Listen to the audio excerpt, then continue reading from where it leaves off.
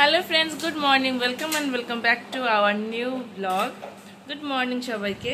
এই দেখ বলে দাও গুড মর্নিং বলে দাও। গুড মর্নিং সবাইকে।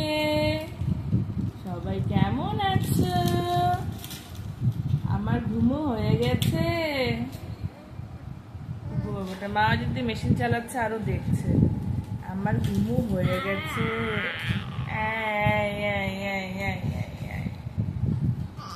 আজ হলো সেপ্টেম্বরের 4 তারিখ, দিন এগিয়ে আসছে। কিসের জন্য বলছে ওটা তোমরা জানোই। তো চলো ব্লগটা দেখতে থাকো। প্রতিদিনের মতন ঝলমলে রোদ দেখে একটা সুন্দর দিন শুরু করেছিলাম। সকালবেলা যখন ইন্ট্রোটা দিলাম তোমরা বুঝতে পারছিলে যে আমার মুডটা ঠিক কতটাই ভালো ছিল।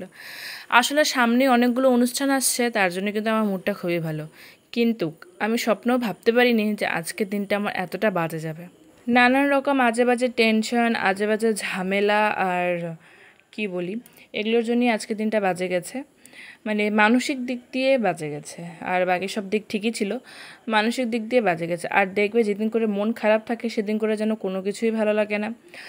আমারও আগে এটা খুব হতো, কিন্তু এখন কি বলো তো, অতটাও গায়ে লাগে না। গায়ে লাগে কিন্তু আগের থেকে অনেকটা কম। কেন কি এখন আমার মন খারাপ করে বসে থাকলে একদমই চলবে না। আমার তো জানু আছে, ওকে তো আমার দেখতেই হবে, সব কাজবাজ আমার করতেই হবে টাইম মতন। আগে যেমন যখন জানু ছিল না, তখন আমার যখন মন খারাপ হতো তখন মাথার মধ্যে তো খালি ওটাই ঘুরতো। ওটা ছাড়া যেন অন্য কোনো কথা মাথার মধ্যে ঢুকতোই না। ওটাই ঘুরতো, আর ওটা ভেবে ভেবে আর হাতে কোনো কাজও উঠতো না। চোখের জল, মাথা ব্যথা, এগুলো সব হয়ে যেত। কিন্তু এখন ওগুলো করার একদম বিন্দুমাত্র সময় নেই, সত্যি সময় নেই। তাও যদি আমার ছেলেটা একটু চুপচাপ হতো অন্যদের মতন তাও হতো, কিন্তু আমার ছেলে তো ভীষণ দুরন্ত। ওকে মানে ওর সাথে থাকতে থাকতে মনটা যে কখন দিয়ে ভালো হয়ে যায় নিজেও টের পাই না। তো ওরকমই হয়েছে, আজকে আমার ভীষণ মন খারাপ ছিল। তো কিন্তু গায়ে লাগেনি, কারণ টাইম মতন সব কাজবাজ করতেই হচ্ছে আর ওকেও দেখতেই হয়েছে। সকালবেলা যখন জানু ঘুম থেকে ওঠে তারপরে আমি এটাই ওয়েটে থাকি যে জানু কখন আবার ঘুমোবে, কারণ ও যখন আবার ঘুমোবে তখনই আমার একমাত্র টাইম বাকি কাজগুলো করার। যেরকম জানু এখন কিন্তু ঘুমিয়েছে, তাই কালকের কিছু ওয়াশিং মেশিনে ভিজে কাপড় ছিল সেগুলো মেলে দিলাম।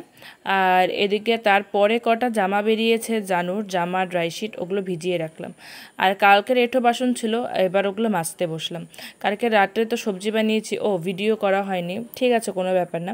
সবজি বানিয়েছি তো রাত্রে আর মাজা হয়নি, আর রাত্রে বাসন মাজাটা অ্যাভয়েডই করি। তো আজকে এখন বাসনটা মেজে নিচ্ছি, আর জানু এখন কিন্তু ঘুমোচ্ছে। ছোট বাচ্চা নিয়ে নিজেকে মেনটেন করা, নিজেকে মেনটেন তো একদম হয়ই না, এটা বলা ভুল যে নিজেকে মেনটেন করা।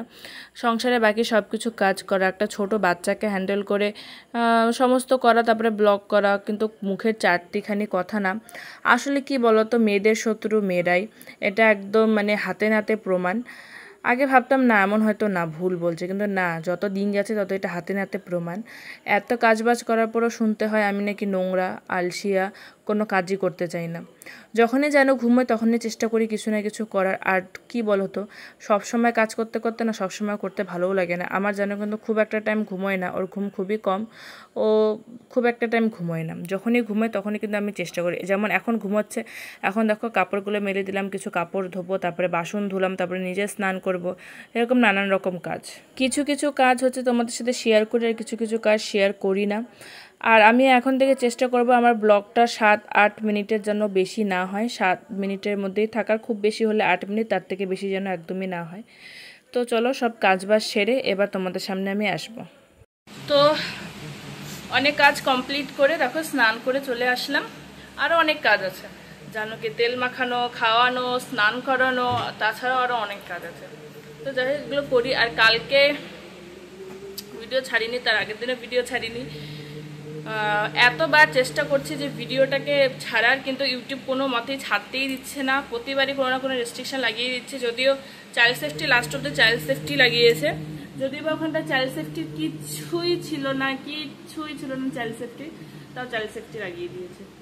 তো যাই হোক আর ভিডিও দিচ্ছি না, 3-3বার এডিট করে পোস্ট করলাম কিন্তু কিছুই হচ্ছে না, আর দেবো না ভিডিও। যাই তো দেখি নেক্সট টাইম কবে ভিডিও আসে, কেন কি এখন তো বলাই যাচ্ছে না ইউটিউব কবে আবার ভিডিও ছাড়তে দিবে না, এরকম একটা ব্যাপার। রান্নাও করতে হবে। তো আখের রস এসেছে, জানুর মামা গেছে, আমিও ভাবলাম একটু খেয়ে আসি আখের রস। অনেকদিন পর আসলা না? আজকে এই দাদুটা আসলেই আমরা হচ্ছে রস খাই, কিন্তু এখনো ভাত খাওয়া হয়নি, খালি পেটে নাকের রসটা ভালো লাগে না। এখন নাকের রস খেয়ে নিচ্ছে, এখনও কিন্তু রান্না বান্না করিনি, রান্না বসিয়েছিলাম, পরে তোমরা দেখতে পারবে। তারপরে মনটা কিছু কারণের জন্য এতটাই খারাপ লাগছিল যে রান্নাটা আর করতে ইচ্ছা করছিল না। এটা তো দাঁড়িয়ে হয়ে গেল তোমার, জানো নাকের রস খেলে আমি দিই, নাও এটার থেকে নাও। ওই মামু খাচ্ছে দেখছে, দেখো দেখো দেখো, ওরে বাবারে ওরে বাবারে ওরে বাবারে, আখের রস খাচ্ছে মা জানু, টেস্টি টেস্টি কিরকম মুখ।